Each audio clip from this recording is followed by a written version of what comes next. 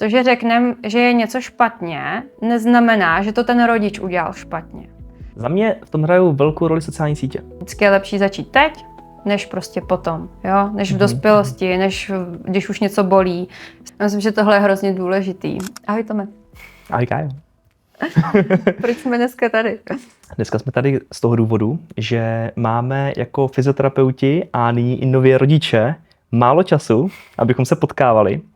A tak jsme se domluvili, že natočíme podcast, navážeme na fyziopodcast z let 2020 až 2021. No, ale trošku jinak. Ale trošku jinak. Bude to jako kdybychom seděli třeba na kávě a jako dva novopečení nebo skoro novopečení rodiče se bavili o fyzioterapii a o dětech, o rodičovství a snažili se předat divákům naše zkušenosti a přesvědčení o tom, jak nám to změnilo život a jak se na to díváme, když v profesi v podstatě fungujeme jako odborníci, řešíme ty problémy a potom doma vidíme to z té druhé strany. Ta realita toho fyzioterapeuta jako rodiče. Ano. Ty máš teďka Vincíkově rok a měsíc. 13 měsíců. Mé Emičce je teďka 5 měsíců. Ty už jsi naučil tu mateřský počítání toho věku, ano. Takže už počítáš měsící. Na měsíce, ne na roky. Ano, super. Nebo na týdny bys to ještě dal počítat. Na týdny. To už my ne, už ne. To už by bylo velký číslo. Vy ještě možná, my už už bych to asi nevynásobil. No to 6 nedělí, pak už asi tak, no. Pak už se to... Jak ti to změnilo tvůj život, mateřství? No hodně. Rozhodně hodně. V čem konkrétně? V čem konkrétně? Pokud se budeme bavit z toho hlediska toho fyzioterapeuta, tak jsem si jako myslela, že moje dítě nikdy prostě nebude mít slehlou hlavičku, vždycky bude prostě ošetřený, bude se otáčet na 2 strany úplně symetricky, nikdy nebude asymetricky plazit. Tak všechno tohle jsme si prošli. A já jako fyzioterapeut jsem na to neměla vůbec ten odborný náhled. Jako rodič to nešlo zhodnotit objektivně. Jo. Ještě jako máma, prostě ještě v ní, kde v 6 nedělí, prostě hormony a tak. Nemyslím si, že jsem měla objektivní náhled na to, jak se to dítě vyvíjí nebo nevyvíjí. Věděla jsem jako máma, že něco není v pořádku, ale potřebovala jsem ten odborný náhled někoho jiného, aby mě dostal zpátky na zem, aby mě řekl ty fakta, jak to je, abych v tom nebyla jako ten rodič, ale jako ten fyzioterapeut. Proto si myslím, že je hrozně důležitý, i když jsme v jakýkoliv profesi, tak aby ty rodiče si nechali říct i ten druhý názor, aby měli ten objektivní názor a ne úplně jenom to jako, tak dítě, já jsem odborník, tak přece si poradím se svým dítětem. No, tak myslím, že i zubaři neošetřují svoje děti, doktoři taky jako chodí k někomu jinému. A myslím, že by to tak mělo být. Takže to vnímáš ty takhle? Ale pro mě to bylo trošku jinačí v tom, že já jsem muž, takže já s tím dítětem netrávím tolik času jako manželka. A ještě navíc naše dítě naopak je trošku napřed vůči těm vzorcům nebo vůči těm tabulkám. Takže my, co jsme měli dělat ve 3. měsíci, jsme dělali už ve 2. měsíci. To, co teďka je 5. měsíc a už začíná líst. Takže je trošku napřed a tím pádem jsme v klidu a je potřeba spíš trošku zvolnit vůči tomu, že to okolí se snaží jí stimulovat tak, aby byla ještě rychlejší. A já jí musím pořád říkat, že je to dobrý. Jakože je o měsíc napřed, což je super a není potřeba, aby byla o 2 měsíce napřed. Abychom jí neustále tlačili víc a víc a když si dá pauzičku a na měsíc se zastaví, tak úplně v pořádku v tu chvíli. Já myslím, že tohle je hrozně důležitý, jako nehnat to. Jo. A je jedno, jestli je napřed nebo pozadu, ale přesně nepodporovat v tom vývoji, v tom smyslu všechno to urychlím prostě a bude chodit v půl roce. To všechno má svůj čas a přesně netlačme na ty děti. Jako. A přesně ještě v tom vašem případě je to o to víc vidět, že vlastně ono je napřed a stejně to jako není dost. Jo, že jako ještě může být rychle. A dítě šikovná, tak to ještě zvládne. Ještě rychleji. Jo, přesně tak. No. Takže potom člověk přesně musí to trošku brzdit, aby jí dal prostor a ona to v pohodě ve finále zvládne. A setkala se s porovnáváním Jo. dítěte s jiným dítětem? To je téma. No to je téma. To je Maruška už leze. Uh. Odvedle. A je. A jak to, že ještě nechodí v roce? Tak. Kolik by mělo vůbec dítě chodit? Optimálně do 18 měsíců by se mělo dítě. A když by se nerozchodilo, tak jak by se to potom mělo řešit?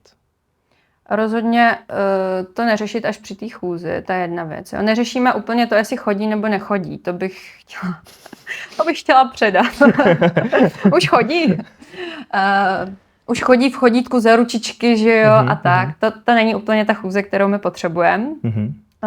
V dospělosti taky nechodíme takhle vytahaný někde za ruce a tak. Takže určitě si myslím, že je důležité sledovat ten vývoj jako takovej, už od začátku, aby byl symetrický, aby to bylo relativně tak nějak, jak má být a hlavně postupně. Jo. To znamená, to dítě se mě ani neotočí, ani mě nepoleze, ani se prostě nezačne stavět, ale začnu ho vodit za ručičky a on bude chodit, protože koukej, on chodí. Tak to je blbý, jo. Tam, a nezajímá mě to, že chodí v 10 měsících takhle. Zajímá mě, jaký byl ten vývoj předtím, jo. Měli bychom si projít všechny ty fáze, jo. Tam prostě je důležitý, že ty všechny fáze nějakým způsobem proběhnou. Pokud už začne předtím něco být špatně, něco se mně nezdá, nebo chci se v něčem ujistit, že všechno je v pořádku, tak přijdu k nám nebo kamkoliv jinam, k fyzioterapeutovi, který mě řekne, ujistí nebo poradí, co a jak, nebo jestli je všechno v pohodě. Jo? Může být všechno v klidu, ale můžu mít nějaký strach, který si tam promítám. Jo, zase objektivní názor, další názor odborníka, může mě to uklidnit a můžu se jít klidně k tomu odborníkovi jenom se uklidnit. Je to úplně v pořádku. Jo? A pokud přijdu, až když to dítě nechodí a už by mělo, tak je to pozdě. Jo? Pokud dítě normálně leze, otáčelo se, leze, začalo obcházet na obě strany, zvedá se přes jednu nohu na obě strany zvládne. Takový ten rytíř, myslíš? Přesně, ten rytíř, takovej ten nákrok, jako, on to vypadá jak výpad, tak všechno zvládá, akorát prostě nechce se mu do té chůze, tak pak klidně přijdu až teda v těch 18 měsících, hele, ještě se mu úplně jako nechce do té chůze, jak to můžeme podpořit, co s tím máme dělat, nebo kde je problém. Zase začíná se hledat. Jo? A většinou to nepřichází takhle z čista jasná, je tam většinou něco předtím. To neznamená, že když člověk nevěděl o těch informacích doteď a to dítě nechodí a já se bojím přijít k fyzioterapeutovi, protože jsem něco jako zanedbala, tak to vůbec není. Vždycky je lepší začít teď, než prostě potom. Jo? Než v dospělosti, než když už něco bolí. Jo? I když jste to předtím neřešili, všechno nebylo úplně tak OK, jak mělo být, tak vždycky prostě teď je ta nejzazší chvíle, kdy začít. Teď mě úplně napadlo, jak jsi říkala, že přijde ten rodič s tím dítětem do té ordinace a může mít pocit, že něco zanedbal. Může se kvůli tomu cítit špatně, jestli ho ten fyzioterapeut bude soudit například. Ty jako fyzioterapeut měla jsi někdy ten pocit, když přišel rodič s dítětem, že bys chtěla nějakým způsobem to otočit proti tomu rodičovi, nebo jsi to brala jako normální věc?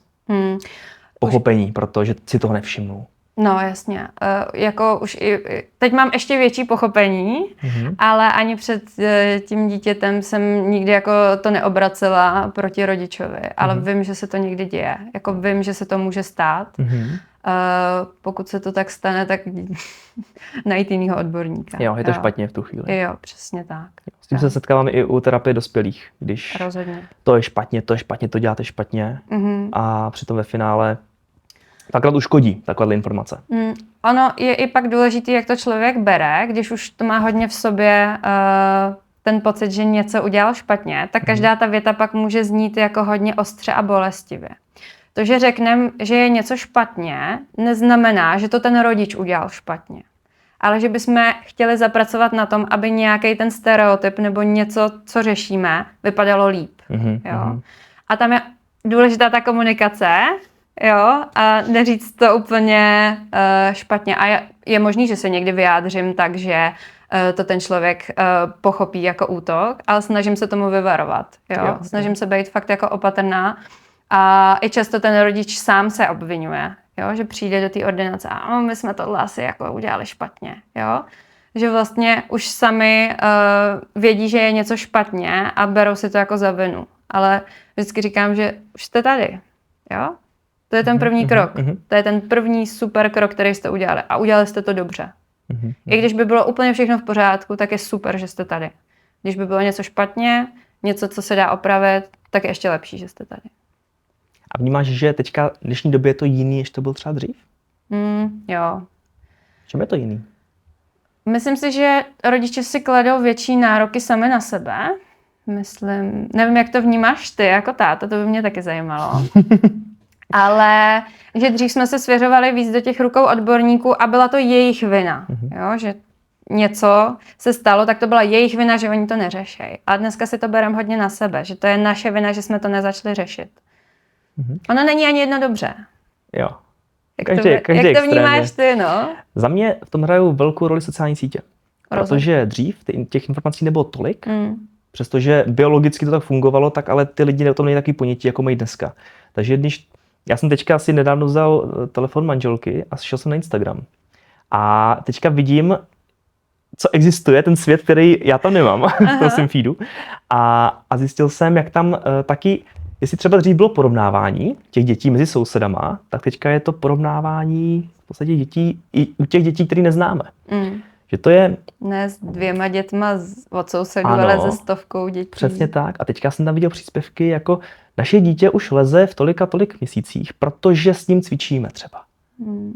A ve mně se to tady trošku pere, jestli to dítě by si na to nemělo přijít samo, než ho tlačit trošku násilně do nějakých pozic. Přestože jsou pořád v pořádku, přestože to je o tom, že stimulujeme hračkou. Ale jestli to není až moc rychlý, ten mozek potřebuje nějakým způsobem dozrát, aby ten pohyb dělal. A trošku se to ve mně pere. Takže já to osobně nevnímám ve svém feedu na Instagramu, že by se to dělo, ale vidím to, když člověk vystoupí z té své bubliny, tak to vnímám, že to určitě existuje. Rozhodně to existuje, to porovnávání. A no, jsme v tom tlaku na ty rodiče, jo, tak jako vracíme, že a to není jenom v tom, že jo, přesně jako máš kontrastní kartičky, dostatečně se tomu dítěti věnuješ, dostatečně ho dáváš prostě na bříško, dostatečně ho polohuješ, jo. Což jsou třeba důležité věci, hlavně z toho začátku, jo, tam to je jako fajn. Ale ono to postupně přechází a ty musíš teda furt to dítě zabavovat. Teď už mu vytváříš ty senzorické věci, jo. Teď už kupuješ všechny ty hračky, které ho rozvíjejí, protože co kdyby se chvíli nudilo? Nebo co kdyby si hrálo tak, jako on chce? Nebo ona? Co kdyby chvilku nešlo dopředu? No, co kdyby se chvíli zastavilo? A nebo co když teda chvíli třeba rostou zuby, nebo je nějaká nemoc a to dítě se fakt vývojově na chvíli zastaví a je to někde vidět. Nevím, jestli ten tlak, který máme v té společnosti na sebe a na těch sociálních sítích, nepředáváme už i těm dětem fakt od maličkého věku. Jo. A vnímám to úplně stejně tady to. A je to, že jo, a pak už se to přenáší do té výchovy různě, jestli tlačit, jestli teda ho motivovat, jo, protože motivace je jako super, ale to dítě se taky může někdy nudit. Ano, a nebo může být spokojeno tam, kde je. Motivace je v podstatě nespokojenost s tím stavem, který je aktuálně a hlad potom po té změně. Tím pádem může být spokojeno i tam, kde je, nějakou dobu, zůstat tam chvilku, hrát si tam chvilku. A když to nepřejde do toho, že se vyloženě zastaví ve vývoji, tak je to ve finále úplně v pořádku. Je to tak? A to jsme zpátky u toho porovnávání, že je v pořádku, že v nějakém věku si jedno dítě čte knížky, ukazuje, už říká nějaký, nevím, zvířátka, jo, jakože jak dělají zvířátka, nebo máma, táta. A druhý dítě prostě trénuje jemnou motoriku, nebo si hraje prostě s kolama, nebo úplně s něčím jiným, než to první dítě. Protože už se tam můžou začínat tvořit nějaký individuality, takže každýho baví trošku něco jiného. A zároveň to jedno dítě leze, třeba měsíc leze a to dítě druhý v tom stejném věku už ale třeba 2 měsíce chodí. A o tom je psychomotorický vývoj, že ta psychika s tím vývojem pohybovým souvisí. Jo? Když budu mít roční dítě, který bude líst, nebo roční dítě, který bude chodit už nějakou dobu, tak budou i mentálně na tom jinak. A je to v pořádku, protože ten mozek dozrává s tím pohybem postupně, přesně jak jsi říkal. Ale i ty mentální funkce, jo, ta mentalita dozrává taky nějakým způsobem postupně. Proto to srovnávání je hrozně těžký a blbý, protože se srovnává jenom věkově. Jo. Podle jednoho parametru a ne podle těch ostatních proměnných, které tam jsou. Takže pokud já bych srovnávala, a myslím si, že to není vůbec nutný, tak ale bych srovnávala podle toho třeba, jak dlouho to dítě už leze, nebo jak dlouho to dítě chodí. A třeba pro mě jako pro fyzioterapeuta už je to taky důležitější parametr, než to, že mu je rok a nechodí. Tak je důležitý, jaký byl ten vývoj předtím, jak se choval, jo? Jak to bylo, jak dlouho třeba lezl, jak dlouho se otáčel. Otáčel se na obě strany, s čím si hrál, jo? Co dělal. Už dělá nějaký zvuky, navazuje oční kontakt. To všechno jsou důležitější věci, než to, jako kolik těm dětem je. Takže to srovnávání je v tomhle hrozně ošemetné. Teď si mě úplně přihrála na krásnou otázku. Strašně často se řeší nějaký hračky, který má to dítě mít. Řeší se přesně tak tabulkově, co má v tu chvíli dělat. Do jaké míry to může ovlivnit psychicky nastavení rodičů? Dej dám příklad, když je tam harmonický vztah, všechno funguje tak, jak má, to dítě to cítí. To dítě to cítí už i v děloze, když ještě. A nebo do jaké míry to ovlivní naopak, když právě se třeba rodiče hádají, nebo je tam třeba rozvod, je tam nějaká nevěra, něco takového. A do jaké míry se to může propsat do toho vývoje, že se může to dítě zpomalit, zastavit v tom vývoji motorickým. Tak já bych byla v tomhle asi hodně opatrná, protože tyhle ty situace jsou tak náročný, že je člověk rád, že je zvládne sám. Jo, a pak jsou ty rodiče, kteří si vyčítají, že jsou vlastně ve stresu a že by měli být v pohodě, a aby právě neovlivnili to dítě. Jako jasně, každý stres to dítě vnímá. To je jako bezesporu. Už to, že my jsme ve stresu, tak oni jsou jako taky ve stresu, přenáší se to. Jo. Ale buďme k sobě milí a schovívaví a prostě ovlivňujeme to jenom do té míry, do které to jde. Jo. Spokojený rodič, spokojený dítě, takže zazdrojovat sebe, tam si myslím, že je to jako důležitý. A abych přešla ještě k těm hračkám, co jsi říkal, tak si myslím, že přesně jakoby to, než kupovat milion hraček, abych to dítě něčím zabavila a jako potřebuju ho něčím rozvíjet, tak to, že mu věnuju ten čas, svůj klid a čas v tuhle chvíli, kdyby to bylo 5 minut, tak ho to posune daleko víc emočně, psychicky, než nějaká ta hračka, která je úplně super Montessori a super všechny věci, které má mít prostě, jo, rozvíjet tě v nějakých těch. Takže myslím si, že nestresovat se úplně tím, že protože pak se stresuju o to víc, že se stresuju. Ano, zacyklíme se v tom. Jo, takže tam se cyklím. Ale dát si těch 5 minut s tím dítětem a užívat si tu jeho bezprostřednost a bezstarostnost si myslím, že je super, protože my se můžeme regulovat navzájem. To, jak nás dítě dostane do otáček, tak zároveň ten jeho klid a tu jeho fascinaci tou hračkou nebo tím momentem si zase taky můžeme vzít zpátky. To je to, co by nám ty děti měly dávat a ukazovat. Že oni nám jenom neberou, oni nám i dávají. No, hlavně nám dávají. Spousta radosti. A tak tedy já se totiž snažím dostat k tomu tématu, který hodně vnímám, když třeba člověk cítí vyšší stres, přijde domů a vnímá, že to může předávat i tomu dítěti právě. Což potom může mít vliv na jeho vývoj. A přestože to je téma takový hodně podceňovaný, takový, ještě se o tom tolik nemluví, tak ho vnímám jako strašně důležitý. Možná právě přesně víc, než mít tu nejlepší hračku, než mít nejlepší podmínky, tak tady to může být ten faktor, který může hodně rozhodovat, když člověk bude pracovat na sobě a přesně dokáže nějakým způsobem vyřešit třeba nějaký svůj strach nebo zajde k psychologovi a odblokuje třeba nějaký blok, který potom předává tomu dítěti, tak může pro to dítě ve finále z mého pohledu udělat víc, než že se bude hnát za tím, aby vytvořil to nejlepší prostředí, ale zapomněl na ten svůj stres a tu svoji psychiku. Já už chápu, jak to myslíš. Souhlas, no. A myslím si, že to nejlepší, co můžeme pro ty děti udělat, je být tu sami pro sebe i částečně. Ať je to máma, ať je to táta, tak mít ten čas na sebe a být chvíli sám se sebou, chvíli sám pro sebe, abych měla tu energii na to dítě a na jeho emoce, tak to je hrozně důležitý. No. A když půjdeme do důsledku, tak přesně jako předávání nějakých jako emočních vzorců, traumat, ano. tak, ale i toho stresu. Jo? Přijdu z práce, jsem v jednom kole, tak i ten stres si přinesu jako domů a předávám ho dál. A jsem nervózní, že nestíhám, protože jsem přišla pozdě, jo? A nebo se prostě zastavím před těma dveřma na 2 minuty. Já se prostě nadechnu, řeknu si, nechávám to tady. Jo?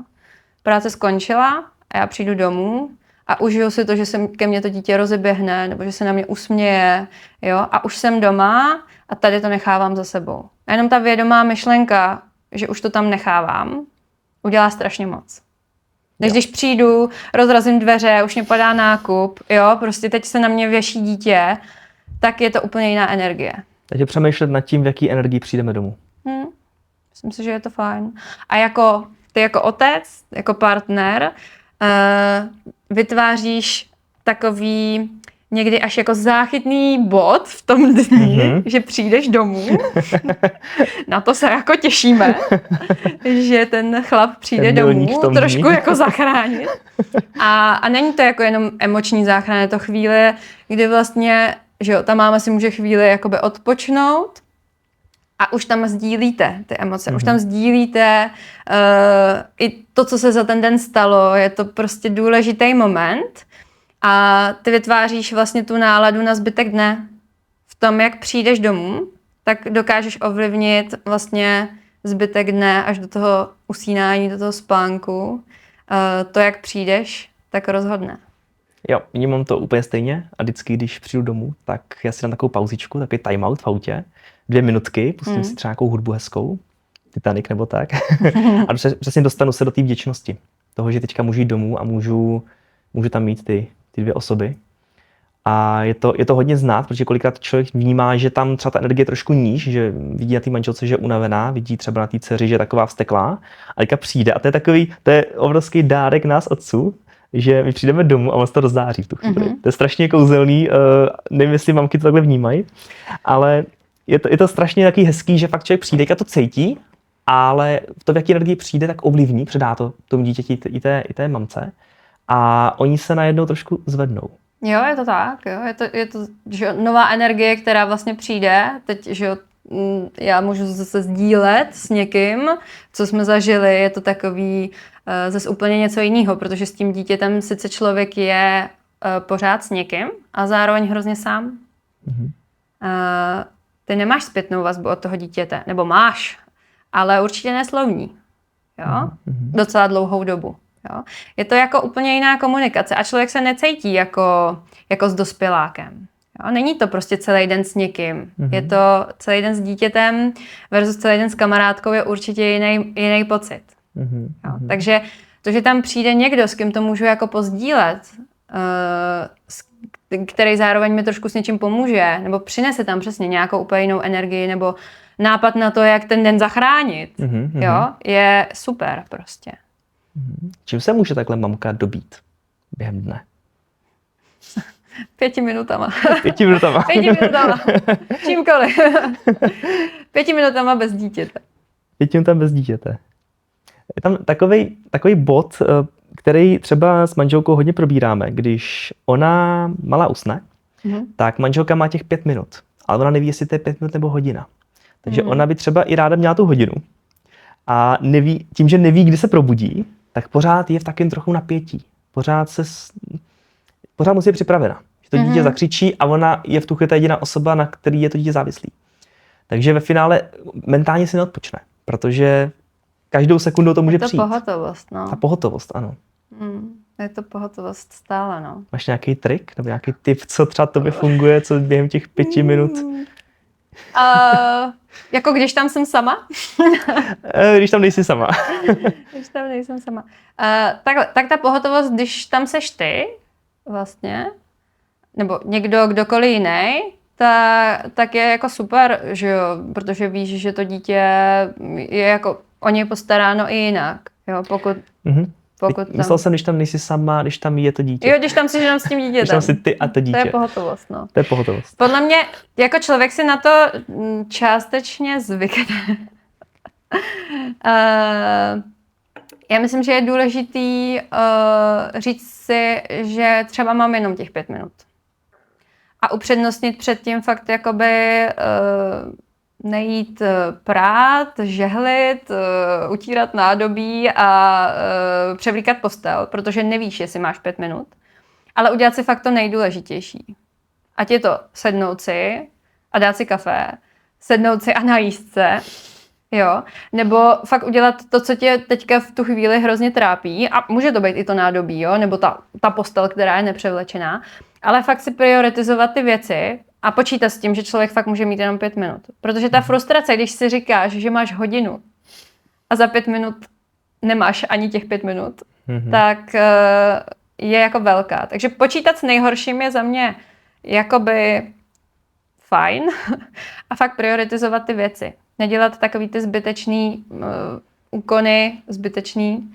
Ty, co se dají odložit, nebo se dají udělat právě, nevím, až přijde chlap domů, jo, nebo když někdo hlídá, nebo prostě až to dítě jako usne, když tam jsme 2. Jak to poznat, co je důležitý, co není důležitý? To je pro každého ale úplně něco jiného. A každý den je to něco jiného. Jo. Někdy je důležitý uklízet a někdy je důležitý fakt si sednout. To hrozně záleží. Může být nějaká otázka třeba, kterou si můžeme položit, abychom teď to zjistili? Jako podle mě nejdůležitější v tu chvíli fakt se jako zastavit. A položit si přesně otázku, jako co teď potřebuju. Ale jako sama nabije pro sebe. Jo? A to stejný, myslím si, že ty chlapi, co přijdou z práce, tak jako zastavit se a co teď jako potřebuju. Jo? Protože může být, že ten člověk nemůže udělat to, co ty třeba 5 minut v tom autě, tak může to být tak jako nastavení, že ty jo, vlastně zavřu se, jen co přijdu, tak se zavřu prostě na 5-10 minut tady s kafem, nebo nevím, někdo si zakouří, někdo si udělá prostě, nevím, svých 10 minut v dílně, ale přepne se do toho módu a udělá to, co on v tu chvíli potřebuje. A to je přesně zase o tom, zazdrojovat toho rodiče. A to je důležitý. Abys měl tu energii zase na to dítě. To pohotovost tam bude, no. No, nejde to bez ní. Nejde. V prvních měsících. Do toho roka, pak už to jde. Pak se to láme? No, ne, tak jako přišlo mně, že třeba okolo těch 8-10 měsíci, 8-10 měsíci už se to jako láme, že už to dítě vyžaduje i někoho jiného než tu mámu. A dokáže s ním být i delší dobu. Ale zase utíká. To jsou zase ty reflexy. Pohotovost se mění v jinou pohotovost. Takový dynamický proces. Je to tak. Ty jo, super. Já tady to ještě totiž neřeším, protože naše Emča ještě naleze. Začíná tak jako pérovat, začíná přesně být takové na těch 4 a začíná zjišťovat, co znamená otáčet se a že může pomaličku tak už ji asi nemůžeš nechat ležet na gauči. To už ne. To už člověk už to vidí, že by mohl být průšvih. Že máme všude takový ostrý rohy, takže to člověk už přemýšlí dopředu. Ale když je třeba na zemi, tak přesně už tam je taková ta trošku svoboda. Nechci říkat, že jinak by to nebyla svoboda, ale že člověk může jít do té koupelny, manželka může jít na zahradu, natrhat maliny a ta Emča může tam chvilku bejt sama. Jí to předpokládám nevadí, že tam je sama, že má taky čas pro sebe. ale máme tam takovou už trošku větší volnost. Ale v těch prvních měsících tak tam to nešlo. Tam to bylo, já jsem byl z začátku doma s nima a potom jsem už taky musel pracovat a vím, že fakt to bylo kolikrát pro tu manželku vysvobození, že člověk přišel a ona si mohla dát, i kdyby fakt třeba tu půl hodinu. Že se osprchovala, po týdnu si umyla hlavu. A vždycky říkala, že jí to úplně nabilo, že úplně to bylo pro ní ten pík toho týdne, že si po týdnu umyje hlavu. A člověk to cítil, že to dobí. Že to může být opravdu důležitý tady to, podceňovaný. A je hrozně těžký ze začátku, nebo pro mě to bylo těžký, vlastně pustit to dítě a někoho jako od sebe. A někomu ho vůbec předat. Protože já jsem byla zároveň unavená, ale zároveň jsem nechtěla ho opustit. Jo? Je to jako dilema, ale vlastně s tím se jako máma potýkám pořád. Jo? Že vlastně já jsem tak hrozně ráda jako na chvíli odpočla a dala ho někomu na hlídání. A zároveň vůbec ho nechci dát na hlídání. Jo? Je to jako těžký a myslím si i v těch prvních dnech, v prvních týdnech, jo, i ta půl hodina, prvních 10 minut, jo, nebo prostě někomu ho ze začátku dát, je strašně jako těžký. A zároveň, když člověk na to přijde, že to jde, tak je to pak přesně strašná jako úleva, jo, že to zvládne i někdo jiný. Předat tu kontrolu o to dítě, tu starost, na chvíli někomu jinému je strašně osvobozující, ale hrozně těžký k tomu to udělat, poprvé. A i třeba k rodičům vlastním? Jo, k komukoliv. A z jakého důvodu třeba i k těm rodičům? Že ty vychovávali tebe? Tím pádem oni už by to měli mít zajetý? Z čeho jako vzniká ta nedůvěra k těm rodičům? Ale tak není to asi o té nedůvěře k těm rodičům, ale o tom, že do jisté míry seš nepostradatelný v tu chvíli. Ještě když kojíš. Jo? A teď oni mají jenom omezený prostředky. Ty seš jako najednou jako ten, kdo uklidní to dítě nejlíp, protože má všechny ty prostředky, ale nemůžeš je předat všem. Jo? Ta máma je jenom jedna. Jo. A je to hrozný závazek. Jo? Takže jako umět si dovolit si odejít a zároveň jakoby neohrozit tímto dítě. Jo? Najít ten balans vlastně. Protože to není o tom, že oni by to nezvládli, ale oni nemají všechny ty prostředky. Že to dítě vlastně i k tobě, ta Emča má úplně jiný vztah než k těm prarodičům. Jo, určitě. Jo? I ta důvěra se buduje jako postupně. A jsou různý fáze, že jo? Někdy to je úplně v pohodě, ještě bude, jo? A někdy prostě zase jako od vás nebude chtít jít. Jo? A teď jako necháš jí tam, když tam nebude chtít být? Jo? Asi ne, no. Jo? Když bude řvát Emča všude jinde než u Verči, tak asi jako nebudeš jí násilím odtrhávat, že jo? No to určitě ne. No. To by bylo pro všechny tři. Přesně. Špatně. Jo. Takže tam i to dítě si trochu říká, jak to chce, už od začátku a v tom to jako někdy těžký. No. Je to tady to zajímavé, protože vnímám to u rodičů z obou dvou stran, že se neustále mý manželky ptají, jestli může to, jestli může to, jestli může to. A já jsem si právě říkal, teď oni vychovali dohromady 5 dětí a mají v tom úplně jiné zkušenosti, mají daleko jiný životní nadhled, ale pořád tam mají tu nejistotu, jestli to je kvůli tomu, že dlouhodobě už nevychovávali, protože už to je přece nějakou dobu, anebo jestli to je z toho důvodu, že přesně tam není taková ta emoční vazba k tomu dítěti, jako má ta matka, která má tu zodpovědnost přímou. No podle mě se vracíme k sociálním sítím. Jo. A k tomu, že dneska se dělá všechno úplně jinak. A podle mladé generace, ta stará generace dělala přece všechno špatně. Je pravda, že to posloucháme furt? Takové to dělejte to takhle, tak je to špatně. No. Takže já si myslím, že ta nedůvěra plyne hodně v tom, že se snažíme dělat ty věci jinak a ty rodiče se jako bojejí zároveň, jo, jestli to dělají dobře, že i když vychovali přesně tolik dětí, tak teďka jako pochybují o tom, jestli to udělali dobře. A je to kvůli sociálním sítím a jako i novým poznatkům a různým jako poznatkům, které jsou skvělý, že je máme, ale ta nedůvěra v ně je pak velká, no. Jako... Jo. Ale to je podle mě tím, že máme až moc těch informací a najít v tom nějaký balans už sami, jo, je jako hrozně těžký. Akor ještě ty rodiče, kteří třeba nemají, že jo, ještě tolik těch informací, co máme my. Jo. A ještě my jako fyzioterapeuti. Ano. Jo. Protože jejich děti chodily v chodítku a bylo to v pohodě. A vyrostly a chodí. Tak proč to je špatně? Je to tak, no. A já tam vnímám hodně i to, že ten rodič jede podle nějakých vzorců. On tomu dítěti předá to nejlepší, co si v tu danou chvíli myslí, že je nejlepší. Nebo to předpokládat, že chce pro to dítě své dítě co nejlepší. A pokud vnímá, že to chodítko je to nejlepší, tak mu to dá a dá mu to v té emoci, že dělá to nejlepší. Po 20 letech zjistí, že to nebylo úplně dobrý. A to, řeknu ta naše generace, opět se snaží dávat tím dětem to nejlepší. Je to opět úplně stejný princip. Ale my zase nevíme, jestli třeba za 20 let nezjistíme, je to maličko jinak, zase zjistíme, výzkum pokročí a je to těžký tady to. pořád budeme nějakým způsobem nedokonalí. A je potřeba to i vlastně přijmout, že i to, že děláme ty chyby, je součástí té cesty a nebičovat se, protože to se zvyšuje ten stres a to potom může se předávat tomu dítěti. Takže říkáš, že i když bych nechala svý dítě chodit v chodítku, tak nejsem špatný rodič?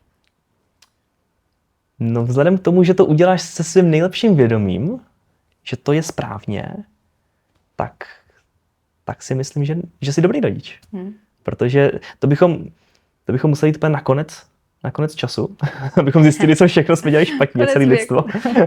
A to vlastně nikdy nezjistíme. Jo, tohle je skvělý říct, že člověk dělá podle svého nejlepšího vědomí a svědomí. A určitě to není tak, že my doporučujeme chodítka. Ale my třeba se zaměříme jako fyzioterapeuti víc na ten pohybový vývoj, ale může nám utíkat, nevím, vývoj řeči, nějaká logopedie, určitě v tom nejsme kovaný. Přesně tak. Jo.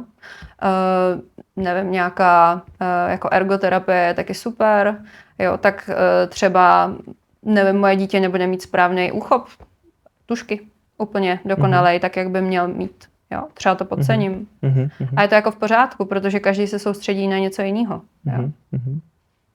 Ale proto je super, že máme ty možnosti a máme ty odborníky, který nám na to poradějí. A zároveň musíme hledat furt ten balans. No. Nejde chodit ke 20 odborníkům najednou.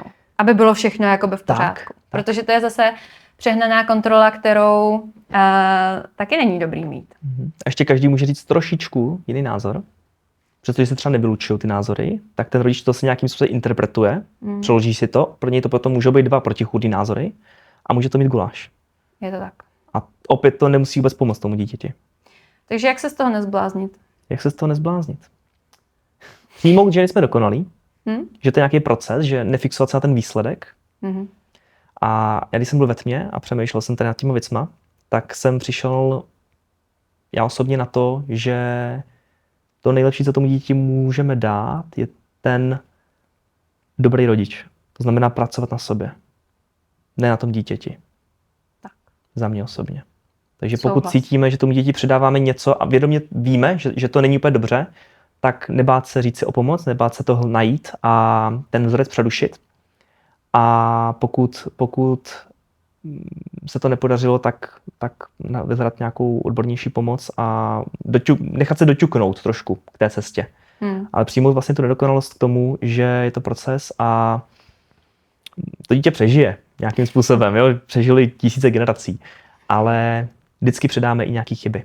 A je potřeba s tím být OK. Je to tak. Že i my máme úplně jiné možnosti, než třeba naši rodiče. Máme umělou inteligenci, víme, jak se vychovává v Asii třeba. Máme ty informace, ale stejně i my budeme předávat nějaké chyby. Bude jich třeba míň, než to bylo několik generací nahoru, ale vždycky nějaký budou. A z pohledu zase generací pod námi, 5 generací dál, tak se budou těm našim chybám teďka taky smát, že jak mohli vymyslet tady to. Jo, rozhodně, no. Takže nějaký nadhled. Nějaký nadhled, no. Tak uvolnit se do rodiče. toho. Uvolnit se do toho, že to je v pořádku. A mě ještě třeba hodně pomáhá otázka, vždycky si představím, jak by to dělal člověk x tisíc let zpátky. Co je vlastně přirozené? Jak to dělají zvířata? Se můžeme něco od zvířat. Jestli zvířata chodí v chodítkách, chodí v pevné botě, anebo spí na tvrdém třeba. Samozřejmě chceme přežít. Do jistý míry, přesně, ale návrat k přirozenosti je fajn, přesně. Tak, návrat. Tak. Vzít si to dobrý s obou 2 světů. Dobře, a tak když se vrátím k fyzioterapii, tak jak poznám, že teda mám někam jít? Jak poznám, že je něco špatně? Já bych šel už preventivně. Jednou za čas podle možnosti každého, tak bych se poradil s někým, komu důvěřuju. A i podle těch informací bych se dál rozhodoval. Takže když si všimnu, že něco není v pořádku, což můžeme načerpat ty informace z internetu, můžeme se klidně poradit s umělou inteligencí a následně můžeme vyhledat toho odborníka, abychom se ujistili, že ta informace je relevantní k tomu dítěti, tak já bych na to šel tady tím způsobem.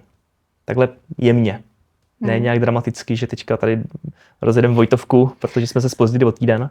To ne, ale uvolnit se do toho, vzít to všechno v klidu, zkusit ty emoce trošku dát stranou v tom a nebát se poradit si. Přesně. Poradit se s někým. Jo. Já bych asi dodala jenom, že ne každý dítě potřebuje fyzioterapeuta. Není to nutnost, jako neočkrtli jste si to na seznamu, jako že jste byli na fyzio, tak to vůbec nevadí, když je všechno v pořádku. Ale pokud má člověk nějaké pochybnosti, něco se nezdá, nebo se chce fakt jenom ujistit, tak si myslím, že je fajn to s někým zkonzultovat. Přesně tak. Je naprosto v pořádku, že to dítě je o měsíc napřed nebo o měsíc pozadu. Vůbec ničemu to nevadí, taky záleží, kdy se narodí. To musíme datovat od početí, ne od narození. A uvolnit se do toho. Těžký nadhled. Těžký nadhled. No, jo, je to pravda, no.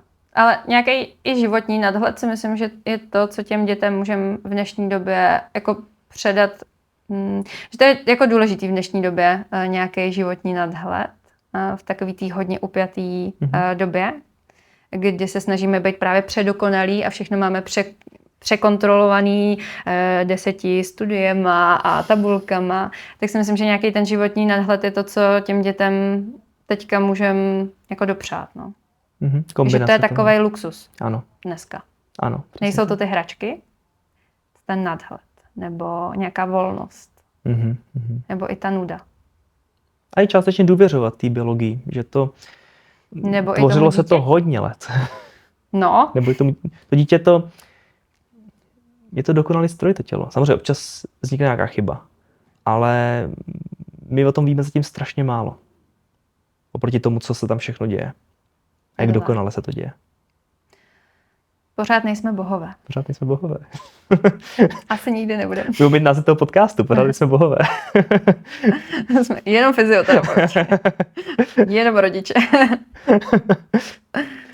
Dejte nám vědět, jak se vám tento formát líbil a určitě nám napište do komentářů nějakou zpětnou vazbu z toho, co jste dneska slyšeli, co jsme tady zmínili. Tak co si o to myslíte vy, jak na to přistupujete a jak se vám tento díl líbil. My se na vás budeme těšit každý měsíc. Uvidíme také na základě zpětné vazby, jestli bychom třeba eventuálně vydávali častěji nebo méně často naopak. A moc děkujeme, že jste to dokoukali sem. A pokud jste rodiče a odborníci zároveň, tak nás bude zajímat vaše zkušenost s oborem a rodičovstvím. Klidně můžete dát nějaký tipy na to, jak brát rodičovství s nadhledem ve vaší profesi. A budeme se těšit na nějaký další vaše příběhy a případně témata, které by vás zajímaly.